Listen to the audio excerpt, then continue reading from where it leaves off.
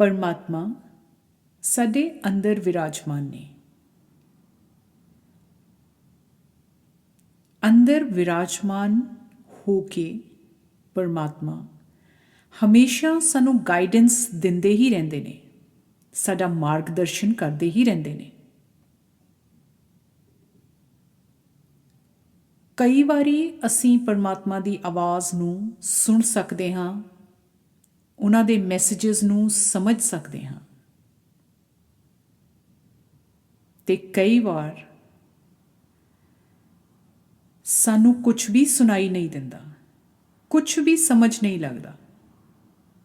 इस तरह लगता है कि जीवन दे विच बहुत हनेरा हो गया है।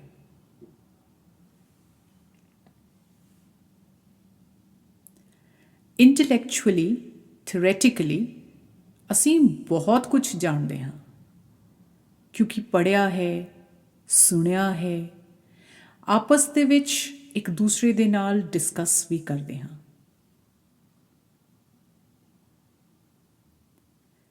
एक्सपीरियंस सानू कदी कदी हुंदा है, अनुभव कि परमात्मा साडे अंदर विराजमान ने, सानू गाइड कर रहे ने, ये सानू कदी कदी ही समझ आती है या असी इस चीज़ का अनुभव करते हैं। असी हमेशा परमात्मा दे नाल क्यों नहीं जुड़े रहंदे, क्यों उन्हां दी आवाज़ नू सुनते नहीं, या जो भी वो मैसेज दिंदे ने उन्हां नू असी समझ नहीं पाउंदे।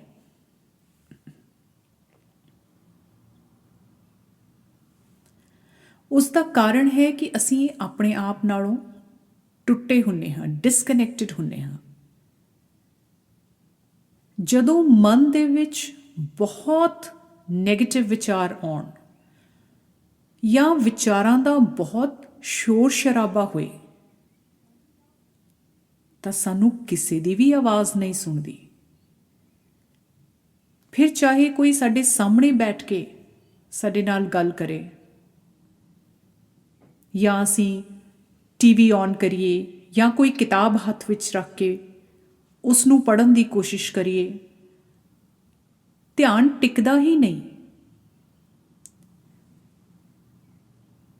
कोई भी गल समझ विच नहीं आउंदी,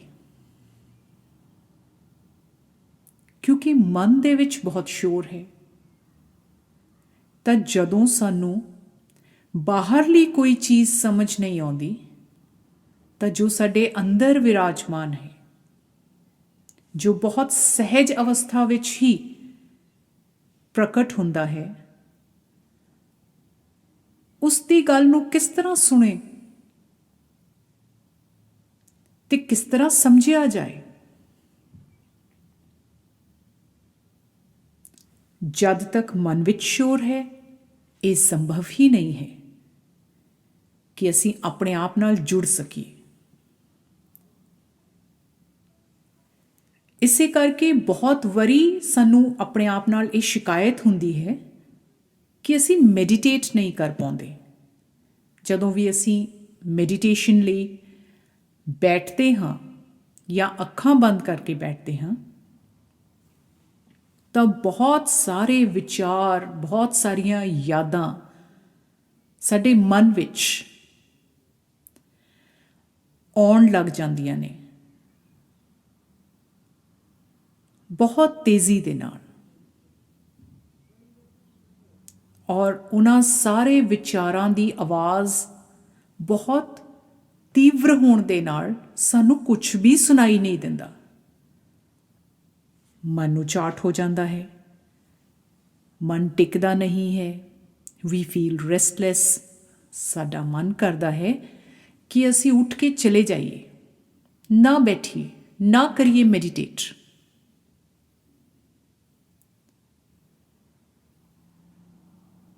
और जिन्ना असी मन नू तवज्जो दिन्ने हाँ, ध्यान दिन्ने हाँ, अपनी अटैंशन दिन्ने हाँ, अपना फोकस दिन्ने हाँ, उन्ना ही मन खिलरदा जांदा है, होर ज़्यादा विचार आउण लग जांदे ने। ਔਰ ਅਸੀਂ ਆਪਣੇ ਆਪ ਨਾਲੋਂ ਪਹਿਲੋਂ ਨਾਲੋਂ ਵੀ ਜ਼ਿਆਦਾ ਟੁੱਟ ਜਾਂਦੇ ਹਾਂ, ਦੂਰ ਹੋ ਜਾਂਦੇ ਹਾਂ। ਉਸ ਦਾ ਕਾਰਨ ਹੈ ਕਿ ਮਨ ਦੇ ਜੋ ਵਿਚਾਰ ਨੇ ਉਹ ਸਾਨੂੰ ਬਾਹਰ ਦੀ ਦੁਨੀਆ ਦੀ ਤਰਫ ਲੈ ਕੇ ਜਾਂਦੇ ਨੇ। ਉਹਨਾਂ ਦਾ ਫੋਕਸ ਆਊਟਰ ਵਰਲਡ 'ਚ ਹੈ, ਇੱਕ ਤੀਰ ਦੀ ਤਰ੍ਹਾਂ। ਦੇ ਪੁਆਇੰਟ ਟੂਵਰਡਸ ਆਊਟਸਾਈਡ।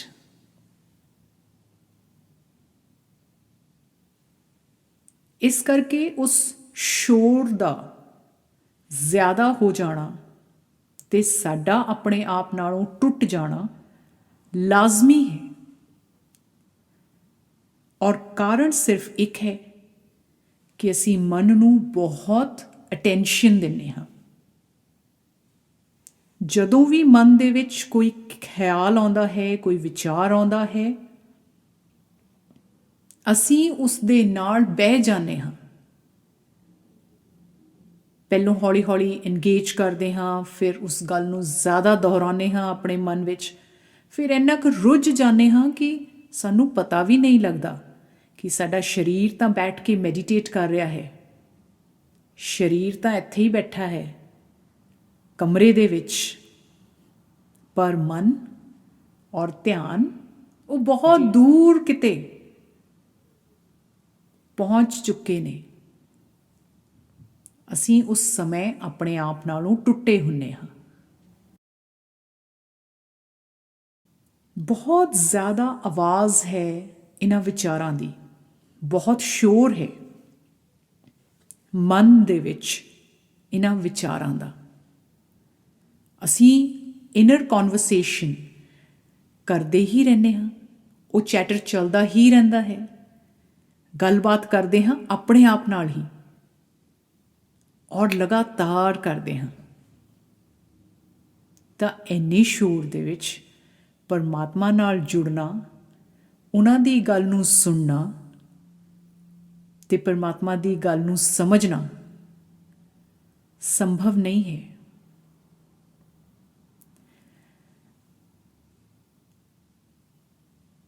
ਇੱਕ ਛੋਟੀ ਜਿਹੀ ਐਕਸਰਸਾਈਜ਼ ਅੱਜ ਅਸੀਂ ਟਰਾਈ ਕਰਦੇ ਹਾਂ, ਜਿਹੜੀ ਇਹਨਾਂ ਵਿਚਾਰਾਂ ਤੋਂ ਪਰੇ ਸਾਡਾ ਧਿਆਨ ਲੈ ਕੇ ਜਾਏ, ਮਨ ਤੋਂ ਪਰੇ, ਜੋ ਸਾਨੂੰ ਸਾਡੇ ਨਾਲ ਕਨੈਕਟ ਕਰ ਸਕੇ, ਤਾਂ ਕਿ ਅਸੀਂ ਪਰਮਾਤਮਾ ਦੀ ਆਵਾਜ਼ ਸੁਣ ਸਕੀਏ, ਪਰਮਾਤਮਾ ਨੂੰ ਜਾਣ ਸਕੀਏ, ਉਹਨਾਂ ਦੀ ਦਿੱਤੀ ਹੋਈ ਗਾਈਡੈਂਸ ਨੂੰ, ਡਾਇਰੈਕਸ਼ਨਸ ਨੂੰ ਸਮਝ ਸਕੀਏ, ਅਪਣਾ ਸਕੀਏ।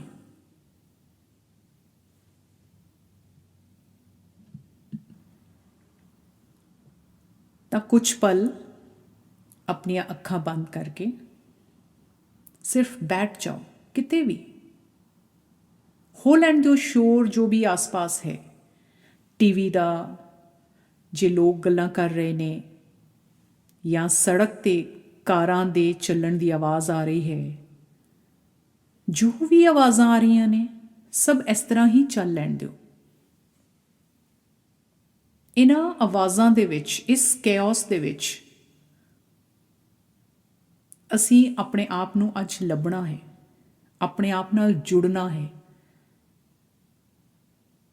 ਜੇ ਅੱਜ ਅਸੀਂ ਇਹ ਕਰ ਪਾਏ ਤਾਂ ਸਾਨੂੰ ਕਦੀ ਇਹ ਸ਼ਿਕਾਇਤ ਨਹੀਂ ਰਹੇਗੀ ਕਿ ਅਸੀਂ ਰੈਸਟਲੈਸ ਹੋ ਜਾਂਦੇ ਹਾਂ, ਮੈਡੀਟੇਟ ਨਹੀਂ ਕਰ ਪਾਉਂਦੇ, ਮਨ ਟਿਕਦਾ ਨਹੀਂ ਹੈ, ਅਸੀਂ ਜ਼ਿਆਦਾ ਦੇਰ ਬੈਠ ਨਹੀਂ ਪਾਉਂਦੇ ਆਪਣੇ ਆਪ ਨਾਲ।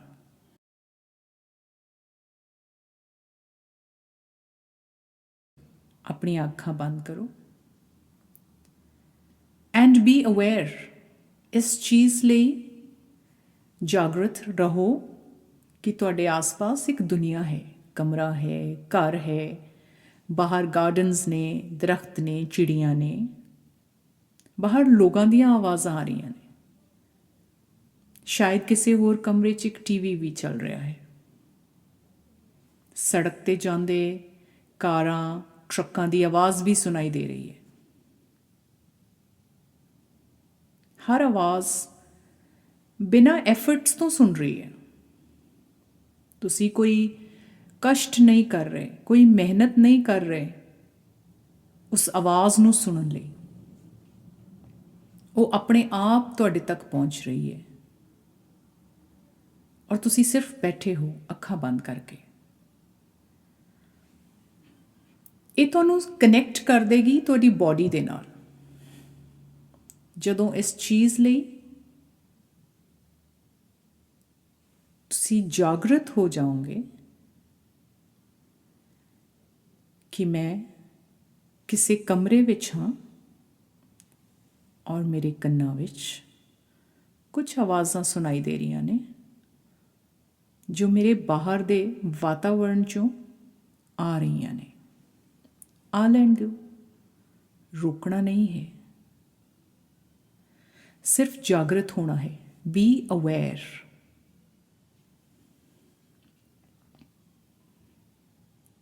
ਇਸ ਤਰ੍ਹਾਂ ਤੁਹਾਡਾ ਫੋਕਸ ਤੁਹਾਡੀ ਬਾਡੀ 'ਤੇ ਆ ਜਾਏਗਾ।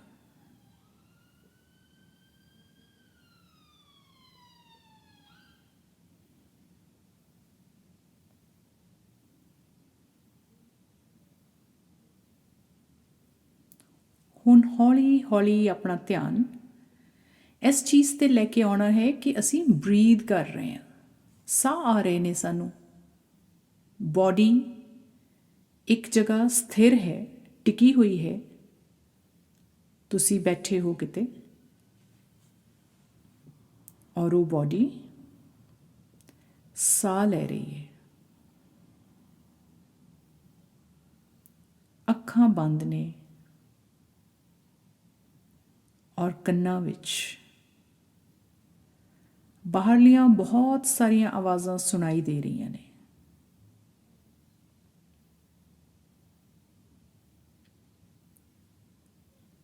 ਤੁਸੀਂ ਸੁਣ ਰਹੇ ਹੋ ਆਵਾਜ਼ਾਂ, ਲੇਕਿਨ ਆਪਣੇ ਆਪ ਨੂੰ ਉਹਨਾਂ ਆਵਾਜ਼ਾਂ ਦੇ ਨਾਲ ਜੋੜਨਾ ਨਹੀਂ ਹੈ। ਬਹਿ ਨਹੀਂ ਜਾਣਾ ਉਹਨਾਂ ਆਵਾਜ਼ਾਂ ਦੇ ਵਿੱਚ। ਕੋਸ਼ਿਸ਼ ਕਰਨੀ ਹੈ ਕਿ ਧਿਆਨ ਆਪਣੇ ਆਪ 'ਤੇ ਰਹੇ ਕਿ ਮੈਨੂੰ ਆਵਾਜ਼ਾਂ ਸੁਣ ਰਹੀਆਂ ਨੇ। ਉਹ ਆਵਾਜ਼ਾਂ ਕੀ ਨੇ? ਕੌਣ ਕੀ ਕਹਿ ਰਿਹਾ ਹੈ? ਆਵਾਜ਼ ਉੱਚੀ ਹੈ ਜਾਂ ਹਲਕੀ ਹੈ? ਇਹ ਜਾਣਨ ਦੀ ਲੋੜ ਨਹੀਂ ਹੈ। ਇਹ ਸੋਚਣ ਦੀ ਵੀ ਲੋੜ ਨਹੀਂ ਹੈ। ਆਪਣਾ ਧਿਆਨ ਆਪਣੇ 'ਤੇ ਰੱਖਣਾ ਹੈ।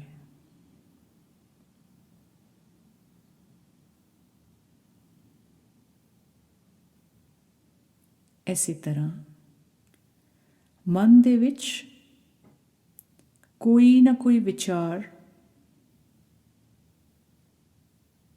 ਆ ਹੀ ਜਾਏਗਾ। ਤੁਸੀਂ ਉਸ ਦੇ ਨਾਲ ਜੁੜਨਾ ਨਹੀਂ ਹੈ। ਉਹ ਜਿਸ ਤਰ੍ਹਾਂ ਆਇਆ ਉਸ ਨੂੰ ਉਸੇ ਤਰ੍ਹਾਂ ਚਲੇ ਜਾਣ ਦਿਓ। If you don't engage, it will go. ਜਦੋਂ ਤੁਸੀਂ ਕਿਸੇ ਚੀਜ਼ ਦੇ ਨਾਲ ਸੰਬੰਧ ਨਹੀਂ ਬਣਾਉਂਦੇ, ਉਸ ਦੇ ਨਾਲ ਇੰਗੇਜ ਨਹੀਂ ਕਰਦੇ, ਕਮਿਊਨੀਕੇਟ ਨਹੀਂ ਕਰਦੇ, ਗੱਲਬਾਤ ਨਹੀਂ ਕਰਦੇ, ਤਾਂ ਚਾਹੇ ਉਹ ਵਿਚਾਰ ਹੋਣ ਜਾਂ ਕੰਨਾਂ ਵਿੱਚ ਸੁਣਾਈ ਦੇ ਰਹੀਆਂ ਬਾਹਰ ਵਾਤਾਵਰਣ 'ਚੋਂ ਆ ਰਹੀਆਂ ਆਵਾਜ਼ਾਂ ਹੋਣ, ਉਹ ਸਭ ਆ ਕੇ ਚਲੇ ਜਾਂਦੇ ਨੇ। ਇੱਕ ਆਉਂਦਾ ਹੈ, ਚਲੇ ਜਾਂਦਾ ਹੈ। ਫਿਰ ਕੁਝ ਦੇਰ ਸ਼ਾਂਤ ਰਹਿੰਦਾ ਹੈ ਮਨ, ਕਿਉਂਕਿ ਤੁਸੀਂ ਧਿਆਨ ਨਹੀਂ ਦੇ ਰਹੇ ਮਨ 'ਤੇ। ਆਪਣਾ ਜੁੜਾਵ ਨਹੀਂ ਰੱਖ ਰਹੇ ਮਨ ਦੇ ਨਾਲ, ਮਨ ਵਿੱਚ ਆ ਰਹੇ ਵਿਚਾਰਾਂ ਦੇ ਨਾਲ। ਸ਼ਕਤੀ ਨਹੀਂ ਦੇ ਰਹੇ ਅਸੀਂ ਉਹਨਾਂ ਨੂੰ।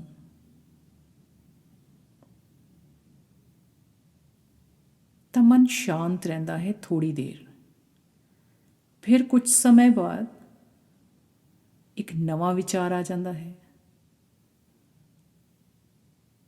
ਫਿਰ ਉਸ ਨਾਲ ਵੀ ਅਸੀਂ ਡਿਸਕਨੈਕਟਡ ਹੁੰਦੇ ਹਾਂ, ਇੰਗੇਜ ਨਹੀਂ ਕਰਦੇ, ਤਾਂ ਉਹ ਵੀ ਚਲੇ ਜਾਂਦਾ ਹੈ।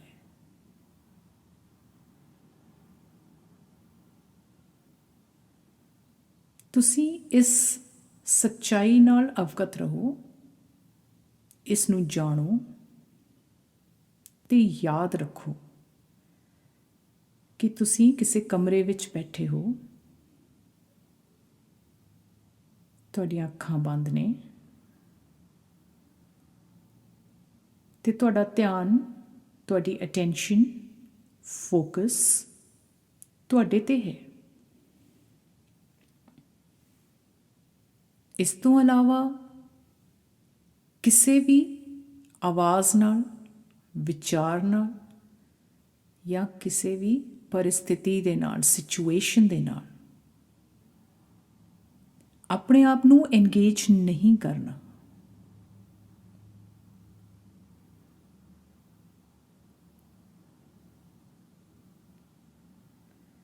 ਹੌਲੀ ਹੌਲੀ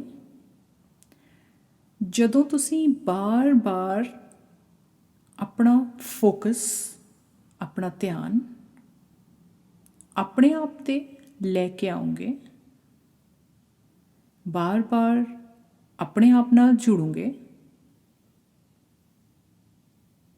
ਤਾਂ ਮਨ ਸ਼ਾਂਤ ਹੋ ਜਾਏਗਾ। ਰੈਸਟਲੈਸ ਹੋਣ ਦੀ ਫੀਲਿੰਗ ਤੁਹਾਨੂੰ ਤੰਗ ਨਹੀਂ ਕਰੇਗੀ। ਮਨ ਟਿਕਣਾ ਸ਼ੁਰੂ ਹੋਏਗਾ। ਪਹਿਲਾਂ ਕੁਝ ਸੈਕਿੰਡਸ ਲਈ ਟਿਕੇਗਾ, ਜਦੋਂ ਬਾਰ-ਬਾਰ ਪ੍ਰੈਕਟਿਸ ਕਰੋਗੇ ਤਾਂ ਕੁਝ ਮਿੰਟਸ ਲਈ, ਫਿਰ ਜ਼ਿਆਦਾ ਦੇਰ ਲਈ ਵੀ ਟਿਕਾ ਸਕਦੇ ਹੋ।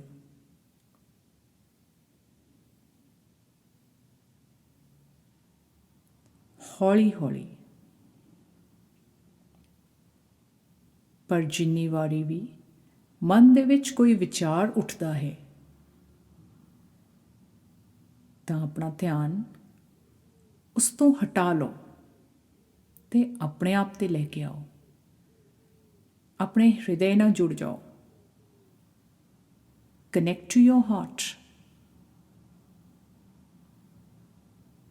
ਆਪਣੀ ਬਰੀਥਿੰਗ ਨਾਲ ਜੁੜ ਜਾਓ।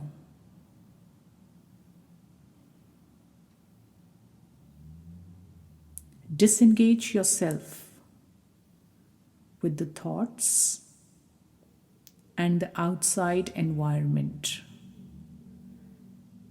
be it people or noises.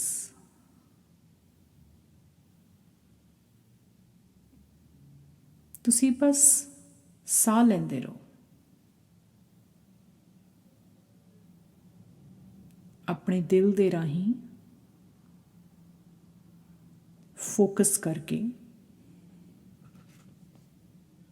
ਤੁਸੀਂ ਆਪਣੇ ਆਪ ਨਾਲ ਜੁੜੇ ਰਹਿ ਸਕਦੇ ਹੋ। ਸ਼ਾਂਤ, ਪੀਸਫੁਲ।